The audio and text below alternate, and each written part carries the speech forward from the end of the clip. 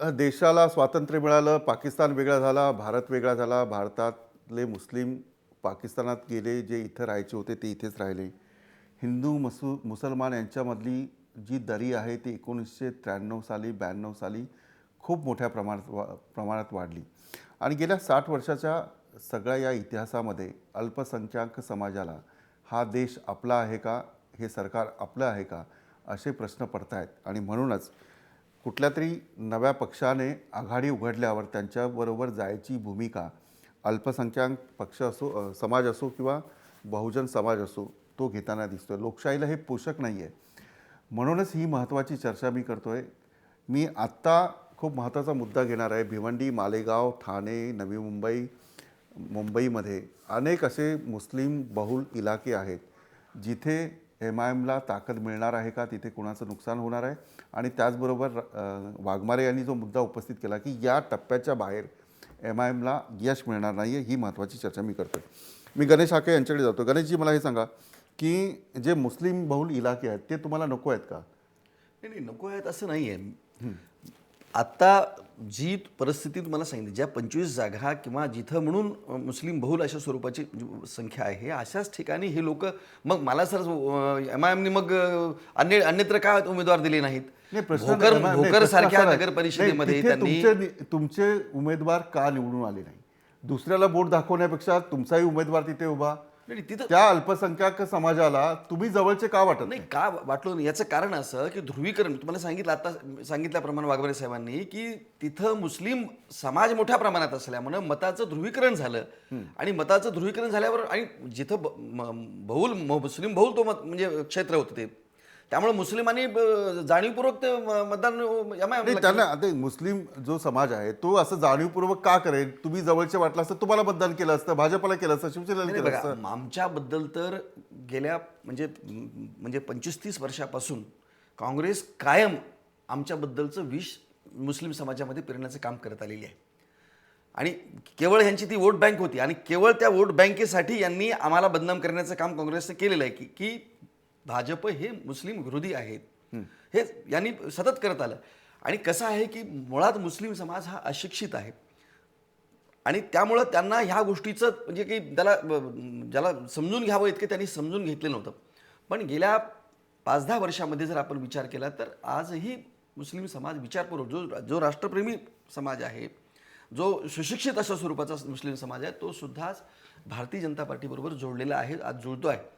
या निवडणुकीत सुद्धा, लोकसभेच्या निवडणुकीमध्ये सुद्धा तुमचं असं म्हणणं तुमच्या बरोबर आहे, पण ते मुस्लिम भागात काही भाजप वाढतोय असं दिसत नाही. मी विलास मुद्दाम आपल्याला मध्ये सांगतो की मुस्लिम भारतीय जनता पार्टीबरोबर कसं आहे. बिहारमध्ये ज्या मागच्या वेळेला विधानसभेच्या निवडणुका झाल्या त्याच्यातले 59 म्हणजे मतदारसंघ अशी विधानसभेचे होते की जिथं मुस्लिम बहुल अशा स्वरूपाचे मतदारसंघ आहे, तिथं सुद्धा भारतीय जनता पार्टीचे उमेदवार विजयी झालेले आहेत. भारतीय जनता पार्टीचा म्हणजे यांनी कितीही प्रयत्न केला, काँग्रेसने खूप प्रयत्न केला, पण आता ती खात्री पटलेली आहे की खरा शत्रू कोण आहे, आम्हाला याच्यापासून दूर ठेवणार आहे, विकासापासून दूर ठेवणार आहे, खरा शत्रू कोण आहे हे समाजाला कळलेलं आहे. ठीक आहे अविनाशजी, त्यामुळे मला हे सांगा की जसं हेमंत देसाई यांनी मुद्दा उपस्थित केला की भिवंडी, मालेगाव आणि ठाणे, मुंबई, शिवाजीनगर असा जो पट्टा आहे तिथल्या पुरतच तुम्ही विचार करताय, बाकीच्या इतर ठिकाणी MIM का वाढत नाही? MIMला महाराष्ट्रामध्ये येऊन आता हे 4-5 वर्ष झालेली आहेत. तर MIMनी जी सुरुवात केलेली आहे छोट्या महानगरपालिकेपासून केली, नांदेडपासून. परंतु नांदेडमध्ये जे लोकांनी स्वीकारलं तर ह्यांनी दोन्ही पक्षाने आत्मपरीक्षण करायला पाहिजे होतं की हे सगळे उपेक्षित वंचित लोक इकडे का जात आहेत. मग काँग्रेसचं चुकलं का त्यांनी आत्मचिंतन करायला पाहिजे होतं, भाजपचं चुकलं का त्यांनी आत्मचिंतन करायला पाहिजे होतं. हे म्हणतात की मुस्लिमांच्या विरोधात आमची प्रतिमा तयार झाली. मला असं वाटत नाही की कोणी एखादी गोष्ट सांगितली तर विश्वास ठेवणारे 21व्या शतकामध्ये आहेत. सुशिक्षिताचं प्रमाण सुद्धा प्रचंड आहे. लोक विचार करतात की को सत्य न सत्य, एवढे न कळणे एवढे दूधखोळे लोक राहिलेले नाहीयेत. आणि भारतीय जनता पार्टीनं नेहमी त्यांच्या ज्या छोट्या छोट्या संघटना आहेत, बजरंग दल, विश्व हिंदू परिषद वगैरे, हे नेहमी वादग्रस्त वक्तव्य करतात, मुस्लिमाला डिवचण्याचं काम करतात. मग साहजिक आहे एखाद्याच्या भावनेला जर तुम्ही दुखवलं तर ते माणूस जागा होणार आणि विचार करणार की माझ्याबद्दल असं का. मग दलिताबद्दल सुद्धा अशाच. माझा प्रश्न असा आहे की इतर भागात MIM का वाढत नाही? MIM तेच सांगतो कारण या लोकांनी जे बदनामी करून ठेवलेली आहे आणि या लोकांनी जे विकास केलेला नाही म्हणून MIM आम्ही आणलेली आहे. MIM वाढणार. मुंबई महापालिकेमध्ये गणेशजी, अगदी औरंगाबाद थोडक्यात मला राजू वाघमारे फक्त यांचं. औरंगाबाद एक आमचा नमुना आहे. आता मुंबई महापालिका गणेशजी, लढवणार, आम्ही अगदी- ठाणे अगदी- लढवणार अगदी आणि दोन्ही थोडक्यात ठिकाणी आम्हाला बहुमत मला भेटणार. राजू वाघमारे 170 यांच्याकडे ठिकाणी जायचं. बहुमतात आहोत. ठीक. कारण भाजप सुद्धा घाबरलेली आहे आणि काँग्रेस तर आता एकदम मृत अवस्थेत आहे. ठीक कारण आहे. ठीक आहे, काँग्रेसला गणेशजी, ठीक आहे. बेसिक ठीक आहे. कार्यकर्ते नाहीयेत. ठीक आहे. नाही अविनाश, मुळात भारतीय जनता पार्टीबरोबर मुस्लिम समाज ज्या प्रमाणात काँग्रेसबरोबर होता त्या प्रमाणात नव्हताच कधीच.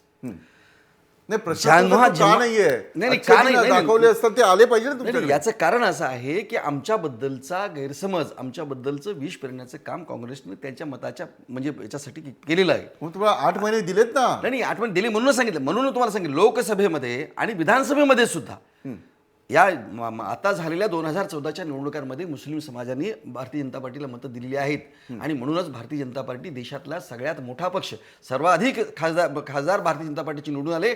याच्यामध्ये मुस्लिमांची सुद्धा मतं भारतीय जनता पार्टीला मिळालेली आहेत. म्हणूनच आता त्यांना कळून चुकल्यानंतर आता मुस्लिमांना सुद्धा कळून चुकलंय की काँग्रेसनं आपल्याला फसवलेलं आहे आणि आता नरेंद्र मोदी सारखा एक पंतप्रधान ज्याला खरं म्हणजे यातल्या म्हणजे इथून- सारख्या दुर्लक्षित म्हणजे उपेक्षित लोकांच्या सुद्धा विकासाच्या दृष्टिकोनातून नाही, मला थोडक्यात त्याच्यासमोर नाही. जात पात धर्म न मानता एक राष्ट्र या देशातील चला, ठीक आहे, ठीक शेवटचा आहे, माणूस ठीक त्याच्या आहे. विकासाचं राजू स्वप्न वाघमारे, पाहणारे नाही. लोक आता या भारतीय जनता पार्टीमध्ये सत्तेवर आली तर ही करू शकतात त्याचा विश्वास वाटल्यामुळं आज भारतीय जनता पार्टी बरोबर चला ठीक आहे. राजू वाघमारे मला सांगा की जसं अविनाश बर्वे म्हणतात की इतर भागातही आम्ही जाऊ आणि देसाईंनी म्हटलं की मुस्लिम बहुल जो पट्टा आहे त्याच्यातच एमआयएम वाट काय वाटतं एमआयएम इतर ठिकाणी वाढेल?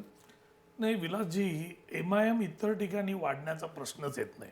ज्या पक्षाचा जन्मच मुळी या भारताच्या विरुद्ध लढण्यासाठी झाला. रजाकारांनी एक मिनिट मला चुकीचं आहे. तुम्ही बोलताना मी गप्प बसलो. हैदराबादचं जे संस्थान होतं त्याचा जन्मच मुळी त्या पद्धतीने झाला. त्या लोकांकडून तुम्ही दुसरी अपेक्षा करू शकत नाही. स्वातंत्र्यपूर्व अहो, काळातल्या घटनेला अहो, आताच्या घटनेशी अहो, जोडू तुम्ही नका. शिष्टाचार पाळा. जरा तुम्ही बोलताना घटनाच घडली नाही, ज्याने अहो, मागणीच केली ते चुकीचं मांडू शिष्टाचार नका ना. पाळा बर्वे. चुकीचं मांडू नका ना. अहो बर्वे, शिष्टाचार ठीक पाळा. आहे. तुम्ही वाघमारे बोलताना आम्ही बोला बोललो. वाघमारे. ज्यांचा- फक्त ज्यांचा जो जन्म- रेफरन्स आहे तो नीट द्या. ना तो रेफरन्स अगदी नीट दिला आम्ही ठीक आहे. की ज्यांचा तुम्हाला जन्म मुसलमान मतदान देत नाहीत म्हणून त्यांना बदनाम करू नका काय ना. बरं, आता एक यांना बोलू तुम्ही द्या. त्यांची मतं वळवा तुम्ही. अहो आम्हाला बोलू द्या ना 60 तुम्ही. वर्ष काय केलं वाघमारे अहो साहेब? तुम्हाला 60 बोलायला वर्ष तुम्ही नाही ठीक काय आहे केलं? अविनाशजी, अहो, मी तुम्हाला तुम्हाला वेळ काहीतरी देतो. कळतंय का? तुम्ही चला, शिकलेले ठीक आहे. आहात.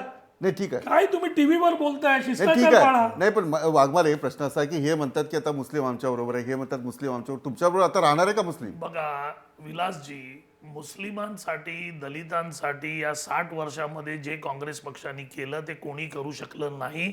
आणि आज जी भारताची प्रगती झाली त्याच्यामध्ये या सगळ्यांचा सहभाग आहे. आणि या सगळ्यांचा सहभाग नसता तर भारताची प्रगती झाली नसती. आज आपल्या देशाचं जे नाव आहे, जे स्थान आज सगळीकडे आहे त्याला मग हे कारण हे काँग्रेस अल्पसंख्याक पक्ष आहे. समाजाला दिसलं नाही. नाही नाही, अल्पसंख्याक समाजाला हे दिसलेलं होतं. आता काय एमआयएम कडे जात आहेत?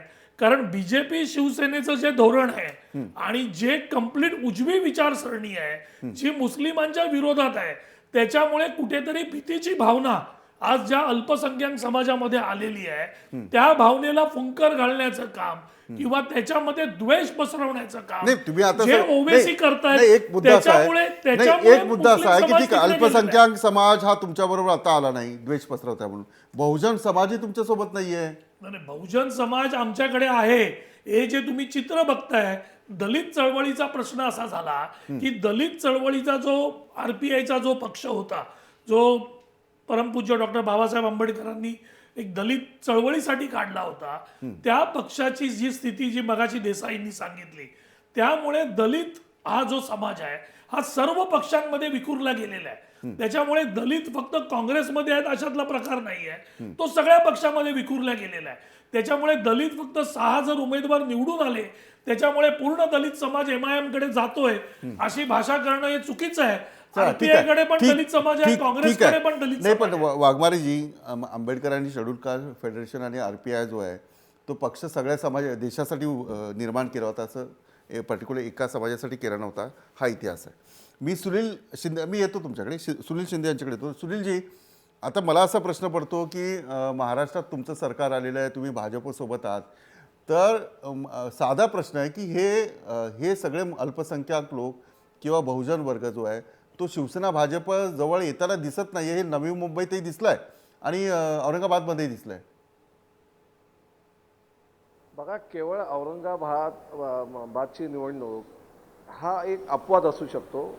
वस्तुस्थिती अशी आहे की आतापर्यंत हे नजराड करून चालणार नाही की आतापर्यंत काँग्रेस पक्षाने सातत्याने मुस्लिम समाजाला नेहमी दबावाखाली ठेवलं. शिवसेना आणि भारतीय जनता नाही, ठीक आहे, पक्षाची भीती काँग्रेसचं सोडून द्या, दाखवली. काँग्रेस आणि आणि मग आता NCP सोडून द्या. चला, कारण सांगतो माझ्याकडे तुम्हाला. वेळ खूप कमी आहे. नैराश्य तुमचं पोटी मग सांगा आता- तुम्ही. आता- तुमचं सांगा, तुमच्याकडे नैराश्य साबिर पोटी शेख मग आता अल्पसंख्याक ही समाजाचा वक्तव्य चेहरा होता, असताना किती मुस्लिम तुमच्याकडे आले, मी- तुमच्याकडे दलित चेहरे आहेत, याचं किती कारण लोक, तुम्हाला किती सांगतो. बहुजन लोक आले आज तुमच्याकडे. मोठ्या प्रमाणावरती एक अपवाद, औरंगाबादचा एक अपवाद सोडा तुम्ही. ही महानगरपालिकेची निवडणूक आहे, त्या ठिकाणी अनेक ठिकाणी बंडखोरी झाली. राष्ट्रीय पक्षांच्या कार्यकर्त्यांनी अनेक ठिकाणी आपापसात मध्ये बंडखोरी केली की त्यामध्ये त्याचा फायदा काही प्रमाणात MIM ला झाला.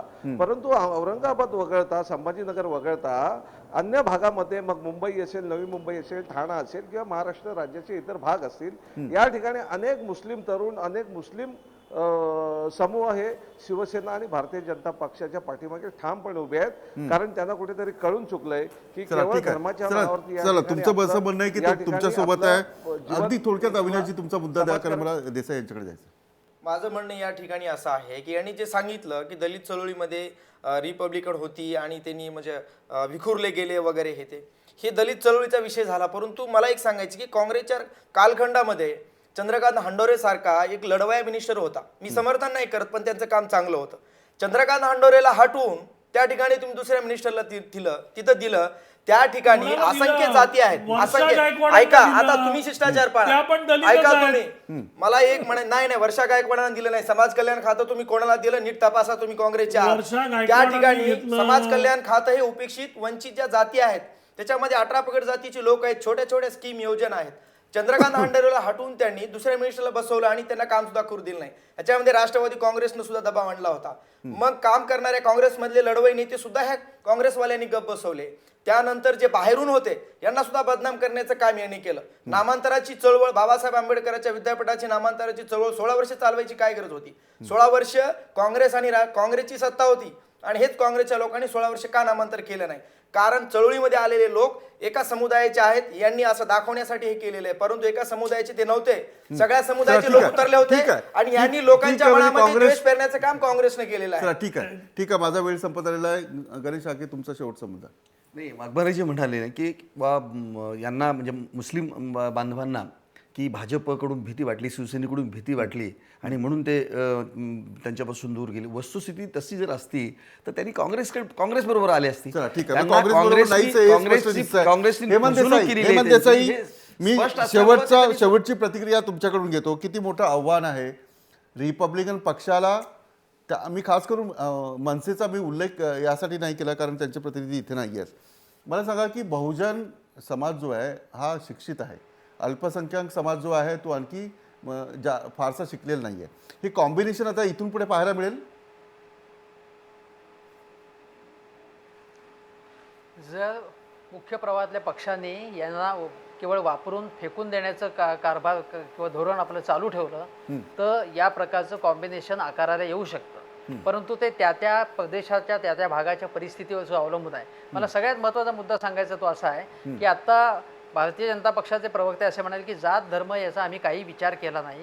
हे इतकं हास्यास्पद विधान आहे की केवळ त्याचाच विचार त्याने आत्तापर्यंत करून हे स्ट्रॉंग झाले नाहीत. नरेंद्र मोदींनी मनमोहन सिंग पंतप्रधान असताना असं विधान केलेलं होतं की मनमोहन सिंग म्हणाले की सगळ्या रिसोर्सेसवरती पहिला अधिकार मुसलमानांना आहे. त्या राष्ट्रीय विकास मंडळाच्या बैठकीत तसं विधान केलेलं नव्हतं. ते अर्धवट विधान मोदींनी बाहेर येऊन मुख्यमंत्री असताना ऐकवलं आणि एक प्रकारचं हिंदूंमध्ये एक वेगळ्या प्रकारचं वातावरण निर्माण करण्याचा प्रयत्न केला.